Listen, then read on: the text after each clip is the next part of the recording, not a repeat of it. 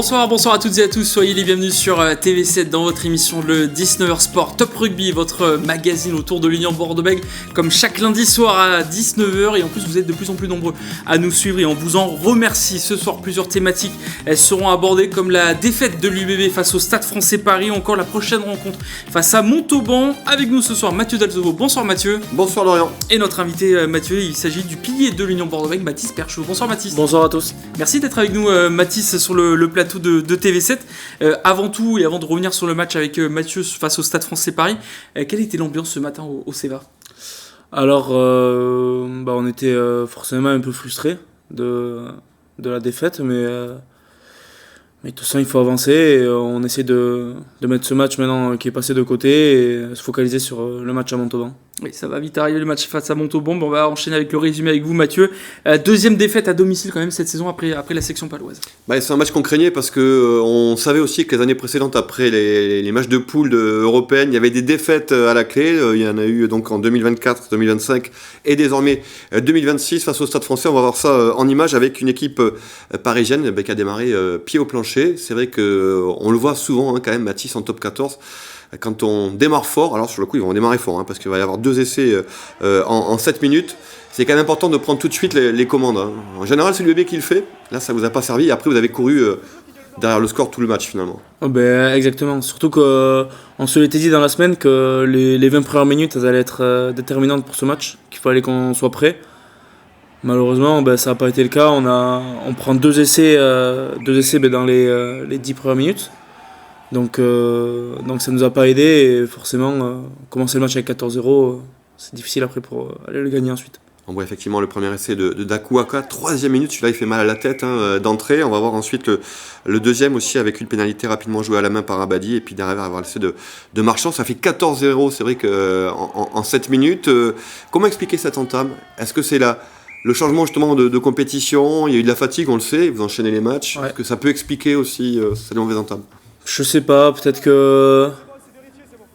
Je saurais pas l'expliquer, peut-être qu'il y avait un manque d'énergie de notre part au début, peut-être que... Yannick Bru le dit, il dit à l'échauffement, j'ai senti qu'on n'était pas... Ouais, on n'a pas fait un super échauffement, ça manquait un peu d'énergie, Je pense que il nous a manqué 5-10% d'énergie qui a fait que on fait une entame comme on l'a faite. Et ouais, je pense que c'était surtout ça qui nous manquait. Et après, c'est sûr, de basculer de la Coupe d'Europe où on avait fait 2 super matchs, de se rebasculer au top 14, on n'a pas su bien le gérer, bien le faire cette fois-ci. On reparlera peut-être après pour voir si pour les avants aussi c'est mieux de jouer la Coupe d'Europe où il y a peut-être plus d'espace aussi. C'est le cas pour les 3 quarts, on verra pour les avants, mais on revient au fil du match parce que mener 14-0, vous allez quand même revenir avec l'essai de Retière et puis après celui de Jeff Poirot à la 33e. 14 partout, et les Parisiens vont remarquer derrière, et ça on va le retrouver à d'autres moments de la rencontre, où à chaque fois que vous revenez, vous allez prendre des points derrière. J'imagine que le staff est revenu là-dessus aussi, c'est peut-être des moments de déconcentration, où quand vous revenez derrière, vous prenez des points, ça, les managers n'aiment pas trop ça en général. Ouais, exactement, mais surtout que à chaque fois qu'on marquait des points ou qu'on marquait un essai, on n'arrivait pas ensuite, juste après, on reprenait la pression, et on reprenait des points, on n'arrivait pas à sortir notre camp, et on n'arrivait pas à faire... Sur les coups de pied de renvoi notamment, sur les coups de pied de renvoi, ouais, vous n'arrivez pas à garder. On reprenait directement la pression, donc... Alors on voit les essais qui s'accumulent. Alors, c'est vrai que c'était un match plaisant à voir quand même pour les téléspectateurs, même si derrière il y a eu la défaite au bout pour l'Union Bordeaux-Bègles. Il faut qu'on parle de la touche aussi quand même, c'est un secteur qui a clairement flanché. Samedi, 8 ballons perdus en touche. Voilà, qu'est-ce que vous êtes dit dans les vestiaires après le match ou ce matin au CEVA ? Ouais, ce qu'on s'est dit, c'est que ça arrive parce que quand même c'est pas dans nos habitudes d'avoir une conquête en touche aussi défaillante, parce que ça nous est pas arrivé souvent cette année, ça nous est arrivé à Montpellier et là c'est la deuxième fois que ça nous arrive comme ça.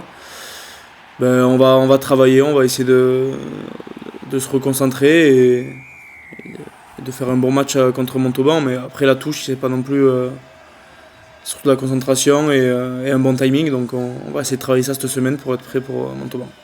On voit quand les touches sont bonnes, à l'instant avec cet essai en première main, finalement inscrit par Mathieu Jalibert, eh bien, il y a des essais au bout, puisque on était sur un score de 21-14 en faveur du Stade Français à la mi-temps, et Mathieu Jalibert va permettre aux deux équipes de revenir à égalité 21 partout, et voilà, 3 minutes après, c'est ce qu'on disait, alors vous n'êtes pas encore rentré, vous êtes rentré juste après.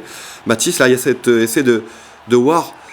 Celui-là, alors Christophe Lossu, qu'on connaît un petit peu, celui-là, ça a dû lui faire mal à la tête. Je n'ai pas dit aux cheveux, mais. Je pense que ça a dû bien l'énerver, mais oui, franchement, c'est typiquement l'action qui reflète le match, c'est qu'on marque un essai, et juste après, on sort pas de notre camp, on a du mal, et on prend un essai super facilement.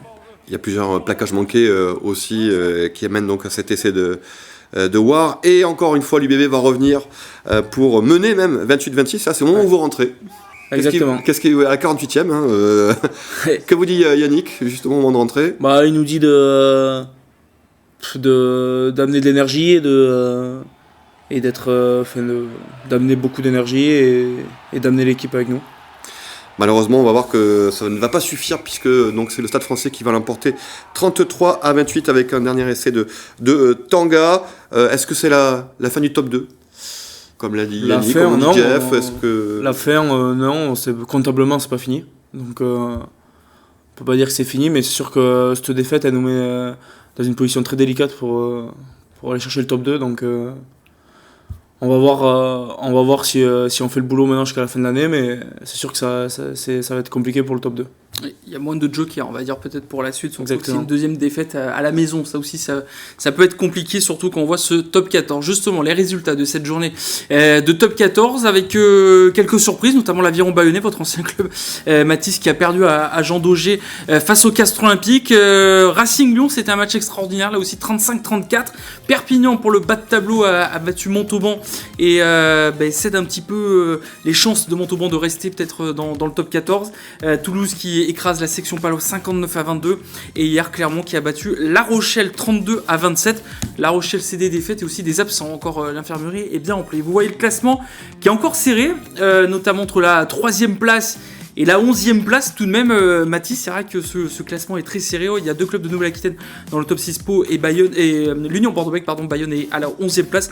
Et on va regarder la prochaine journée, ce sera bien sûr la semaine prochaine, avec un déplacement du côté de Montauban, avec un joli match entre la section paloise et le RC Toulon. C'est vrai que c'est ce qu'on disait un petit peu, voilà, les chances maintenant du top 2, ça peut être compliqué vu que Toulouse est bien parti pour finir en tête. Pau devrait se stabiliser, à voir.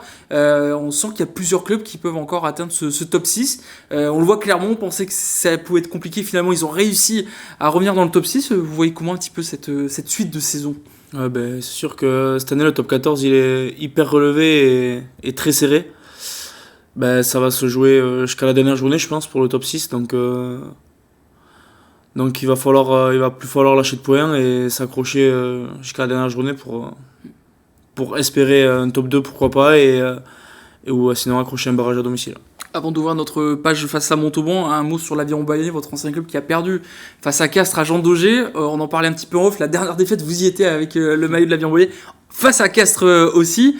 C'est vrai que ça fait bizarre de voir Bayonne perdre comme ça à Daugé. Vous l'avez vécu comment? C'est sûr que là on n'était plus habitués, c'était vraiment Daugé c'était vraiment une forteresse, mais après c'est sûr que une série de toute façon c'est fait pour tomber, donc mais ils ont fait quand même vraiment une très belle série, donc ils peuvent être que fiers d'eux.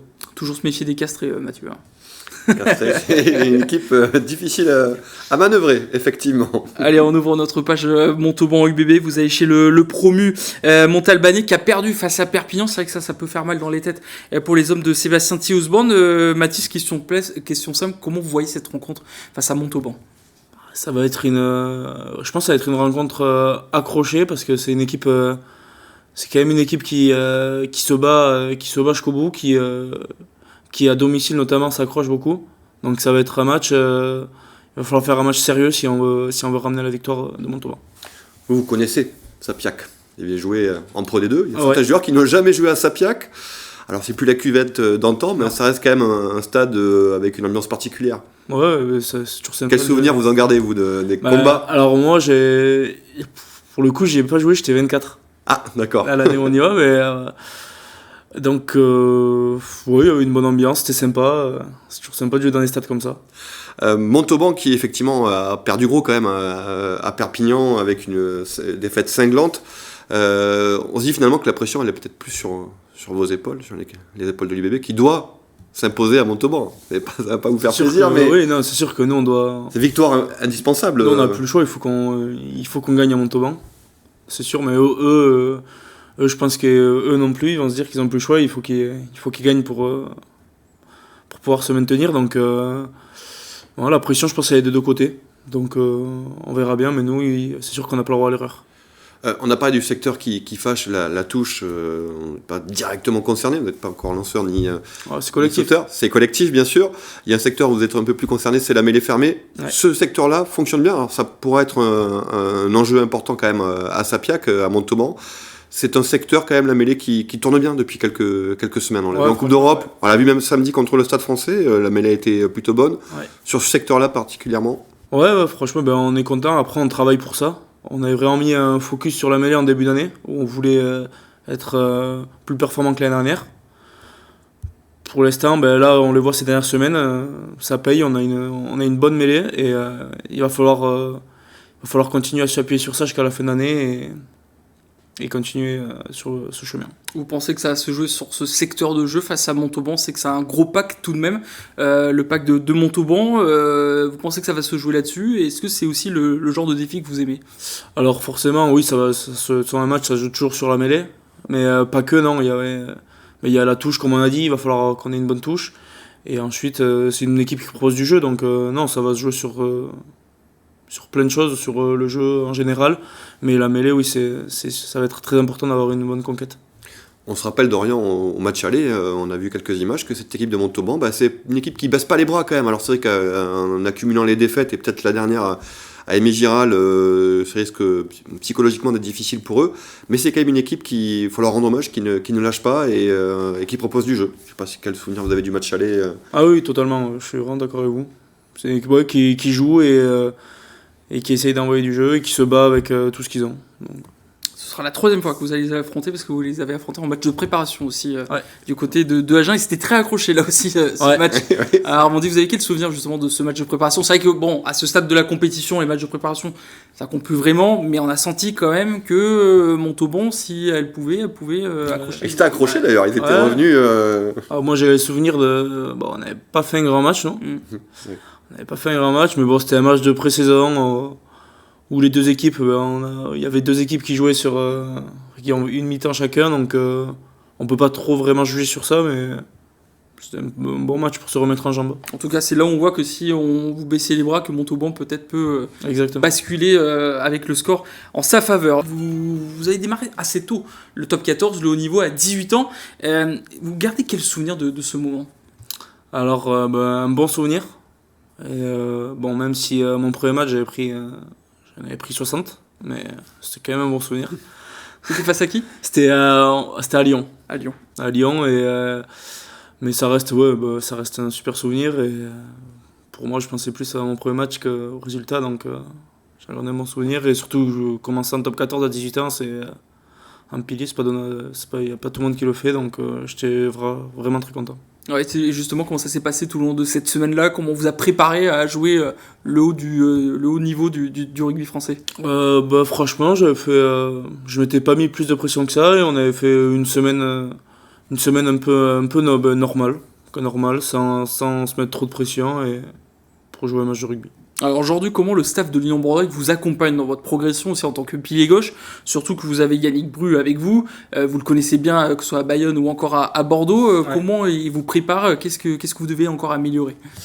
Là déjà en ce début d'année j'ai pris du poids, il m'avait demandé de prendre du poids pour que je sois plus performant sur les mêlées et même dans le jeu, au contact, donc ça j'ai réussi à le faire, et ensuite il nous accompagne sur tout l'aspect rugby, progresser sur la zone de ruck, la mêlée.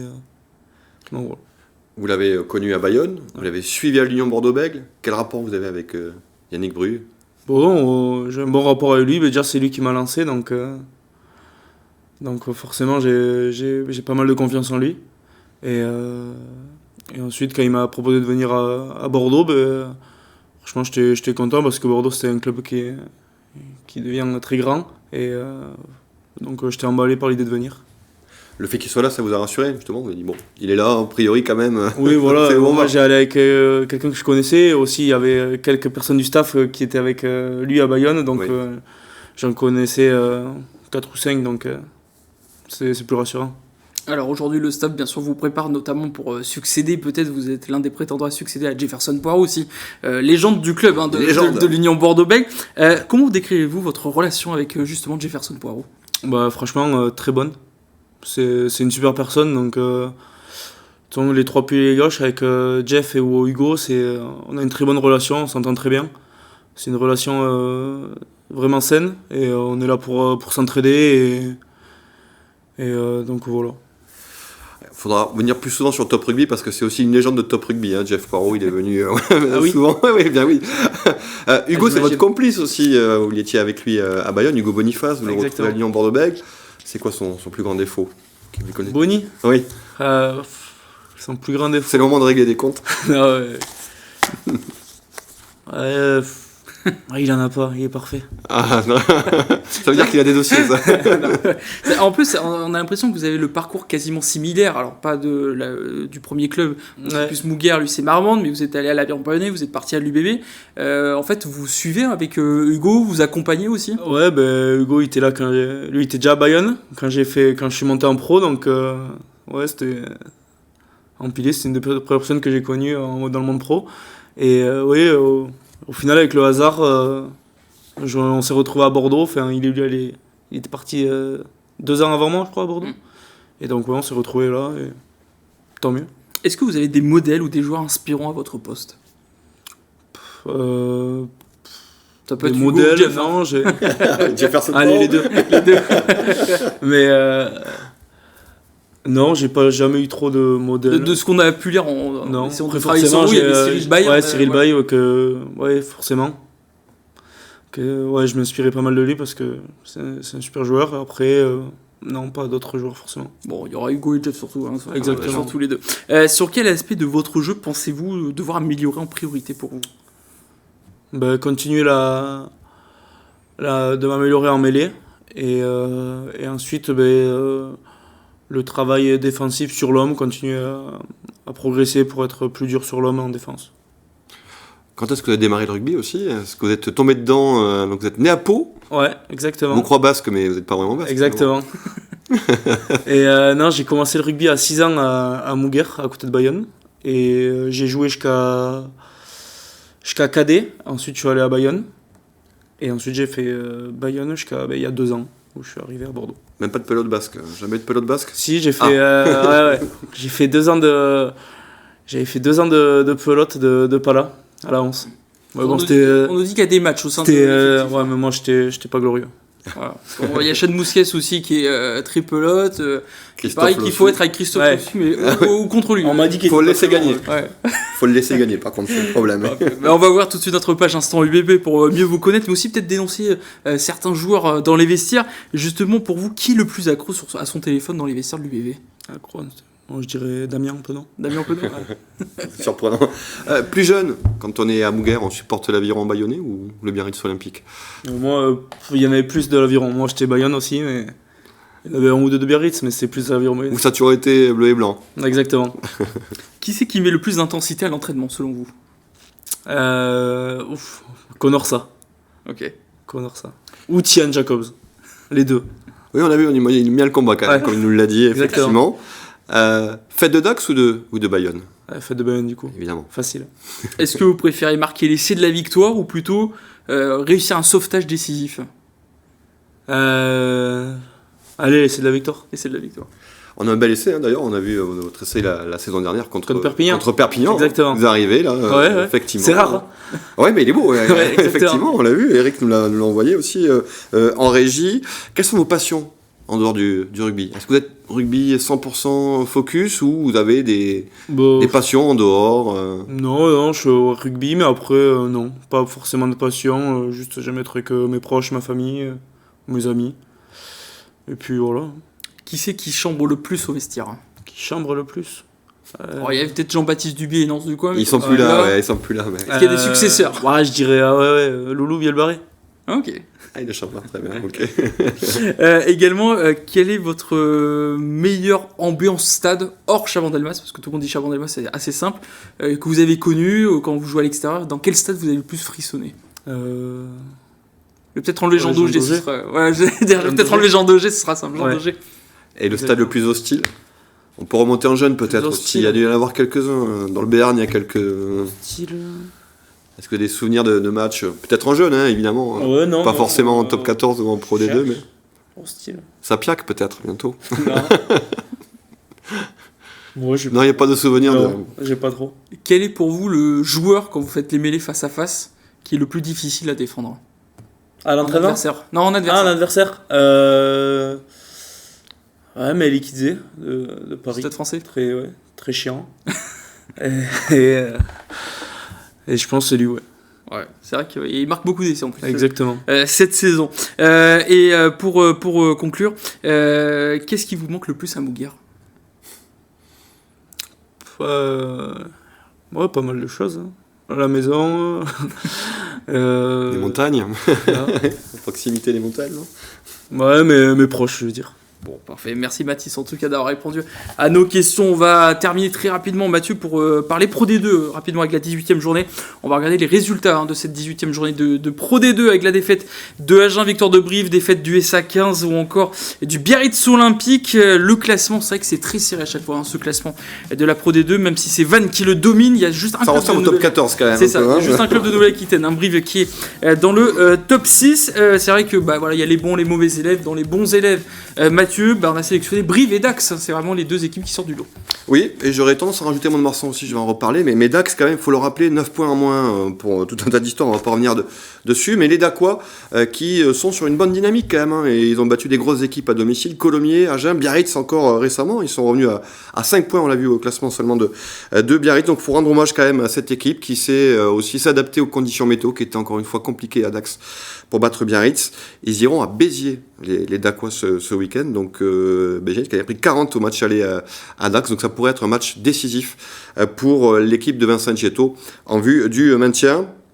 Et puis Brive, tu l'as dit aussi, Brive qui a déroulé contre Béziers. J'ai ajouté quand même Mont-de-Marsan aussi, on l'a pas mis, mais les Montois qui étaient en grande difficulté en début de saison, ça va beaucoup mieux. Match nul à Nevers arraché après la Sirène, donc c'est un match qui montre un peu le caractère montois.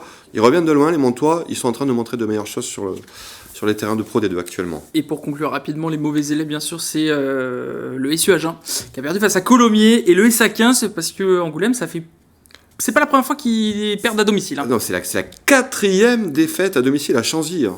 Vous suivez aussi la Pro D2, hein, j'imagine, Mathis, vous savez que Chanzy, c'était une terre imprenable quand même, hein, un stade imprenable. 4 défaites à domicile pour le SA 15, qui avait pris aussi 46 points la semaine dernière à Biarritz. Donc ça va pas très fort hein, pour cette équipe du SA 15 qui a perdu contre Oyonnax, équipe en forme quand même aussi, qui a vraiment su tuer le match, même pas de bonus défensif. Et puis Agen, nouvelle défaite à domicile aussi pour les Agenais. C'est la 3e défaite consécutive pour des Agenais en manque et en panne d'inspiration, qui sont aux portes du top 6. Ces deux équipes sont dans le ventre mou. Il va falloir vite prendre des points. Le SA 15 qui va à Colomiers, ce ne sera pas facile. Agen qui reçoit Nevers, donc peut-être ballottage favorable pour les Agenais éventuellement. Très bien, c'est vrai qu'on apprécie toujours cette Pro D2. Merci Mathis Perchaud d'avoir été avec nous sur le plateau de TV7 dans Top Rugby. Merci Mathieu, on se retrouve bien sûr lundi prochain pour débriefer le match face à Montauban. Et on vous donne rendez-vous ce mardi dans votre talk Parlons Sport avec notamment Laurent Cardin. On va parler 15 de France avant le tournoi de destination. Bonne soirée à tous.